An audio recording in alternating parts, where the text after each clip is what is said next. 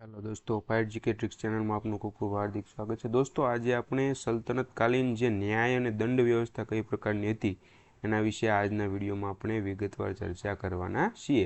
દોસ્તો, આ બધા પોઈન્ટ જે છે એ પરીક્ષાલક્ષી ખૂબ જ ઇમ્પોર્ટન્ટ છે, એટલે તમે ખાસ છે એ યાદ રાખતા જાઓ। જે ઇમ્પોર્ટન્ટ વસ્તુ છે એ આપણે અહીંયા પોઈન્ટ રૂપે જે છે એ લીધા છે।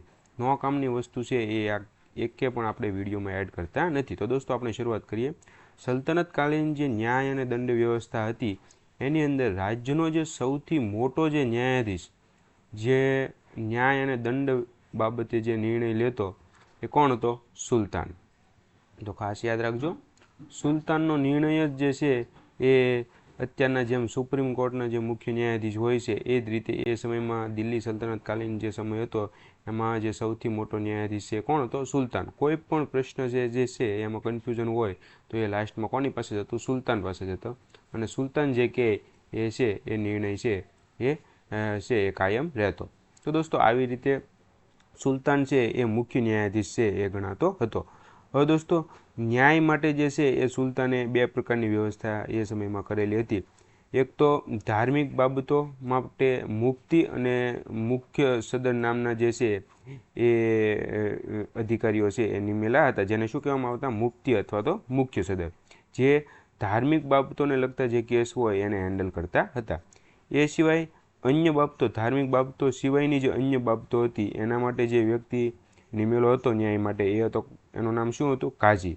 તો દોસ્તો, ખાસ યાદ રાખજો। અને આ બંને પદ જે છે ને એ દોસ્તો વારસાગત હતા, મતલબ કે કોઈ વ્યક્તિ જે છે એ કાઝીના પદ ઉપર હોય અથવા તો મુફ્તી અથવા મુખ્ય સદનના પદ ઉપર હોય અને એનું મૃત્યુ થાય તો એના પછી જે એનો પુત્ર જે છે એ વારસાગત રીતે છે એ આ પદ ઉપર છે એ એમની નિમણૂક કરવામાં આવતી। અને દોસ્તો, આવી રીતે જે છે એ ન્યાયની જે સુલતાનની નીચેના જે અધિકારીઓની છે એ નિમણૂક થયેલી હતી। હવે દોસ્તો, ગામોની અંદર જે ન્યાય માટે જે છે એ નિર્ણય કોણ કરતું? ગ્રામ પંચાયત। જે ગામડા હતા, જે રાજ્યો હતા એની નીચેના જે ગામ હતા એમાં કોઈ પણ પ્રશ્ન થાય તો એને માટે ન્યાય કરવાની સત્તા જે ગામમાં છે કોને આપેલી હતી? ગ્રામ પંચાયત।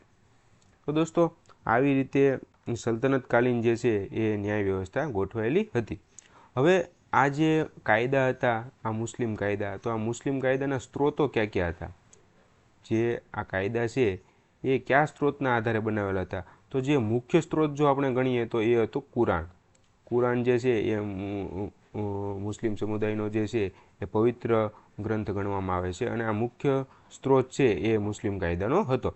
એ સિવાય હદીસ જે છે એ મુસ્લિમ કાયદાનો સ્ત્રોત જે છે એ આ ન્યાય અને દંડ વ્યવસ્થા માટે હતો। હદીસમાં જે છે એ પૈગંબરના જે કથન અને જે કાર્યો હતા એનો છે એ શું કરવામાં આવેલો છે?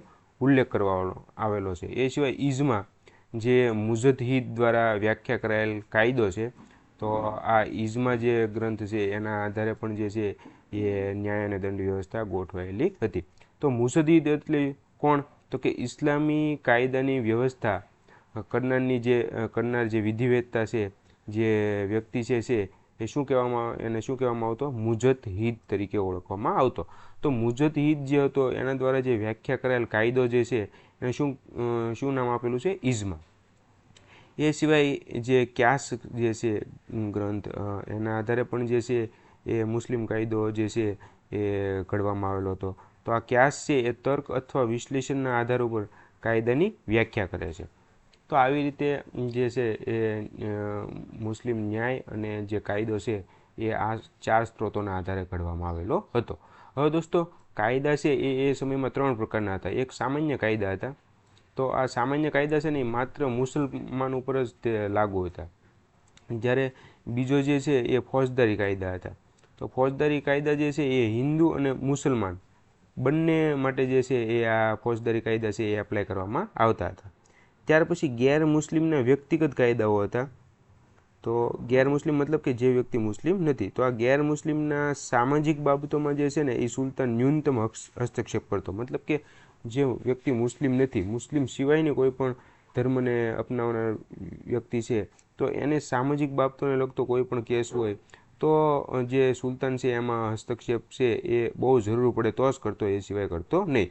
અને આ જે સામાજિક બાબતોને લગતા જે કેસ હોય એનો નિર્ણય જે છે એ કોના દ્વારા કરાવતો સુલતાન? વિદ્વાન પંડિત તથા બ્રાહ્મણો દ્વારા છે એ કરાવતો હતો. તો દોસ્તો આવી રીતે દિલ્હી સલ્તનતકાલીન જે છે એ ન્યાય અને દંડ વ્યવસ્થા ગોઠવાયેલી હતી. તો આ જે મુખ્ય જે પોઈન્ટ છે જે આનાથી બહાર જે છે એ કોઈ પણ પરીક્ષામાં છે એ પૂછવામાં આવે એવી શક્યતા ખૂબ જ નહીવત છે. તો તમે આટલું યાદ રાખશો એટલું ઇનફ છે. દોસ્તો હવે પછીના વિડીયોમાં જે છે એ આપણે જે દિલ્હી સલ્તનતકાલીન જે રાજસ્વ વ્યવસ્થા છે એના વિશે આપણે વિગતવાર ચર્ચા કરીશું. તો આ વિડીયોમાં બસ આટલું જ તે. ખૂબ ખૂબ આભાર.